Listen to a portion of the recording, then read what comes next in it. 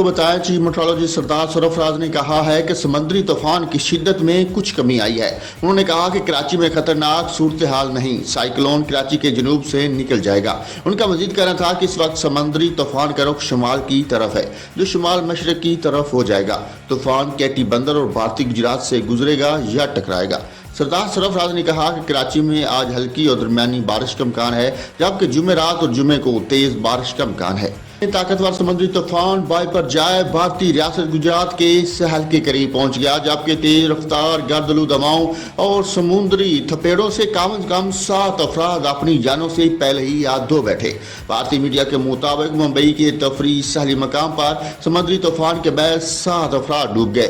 गैर मुल्की खबर इदारे के मुताबिक तूफान कल भारतीय गुजरात से टकराएगा। इस दौरान हवा की रफ्तार 135 किलोमीटर से 150 किलोमीटर तक चल सकती है।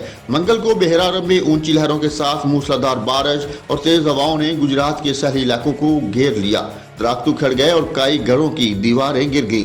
गुजरात के 8 इजला मुतासर हुए। स्कूलों में तातीलात का ऐलान कर दिया गया। पाकिस्तान और भारत के लिए खतरा बढ़ने वाला समुद्री तूफान बाय पर जाए पेश नजर पेशगी तौर पर माहीगीरों को समुद्रों से वापस बुला लिया गया। मुल्क के बेशतर इलाकों में मौसम शदीद गर्म और मरतूब रहेगा, तहम कश्मीर, बलाई पंजाब, इस्लामाबाद, गिलगित बल्तिस्तान, खैबर पख्तूनख्वा, मशरकी और जनूबी बलूचिस्तान और वस्ती सिंध में आंधी, गरजलूद हवाएं और गरज चमक के साथ बारिश और चंद मकामात पर सालाबारी का इम्कान है।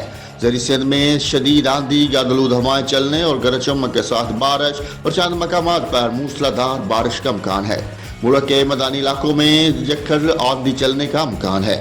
इस्लामाबाद में आज मतला जुज़वी तौर पर अबरलूद रहने के अलावा आंधी चलने और गरज चमक के साथ बारिश भी मुतवक्को है। सुबह बलूचिस्तान के बेशतर जिला में आज मौसम गर्म और खुश्क रहेगा, तहम बारखान, कसदार, लसबेला, पंजगूर, सूब, गवादर, पिसनी, उमाड़ा, ऊथल, बेला, खारान, मकरान और आवारान में आंधी और गरज चमक के साथ बारिश और चंद मकामात पर सालाबारी का भी इम्कान है।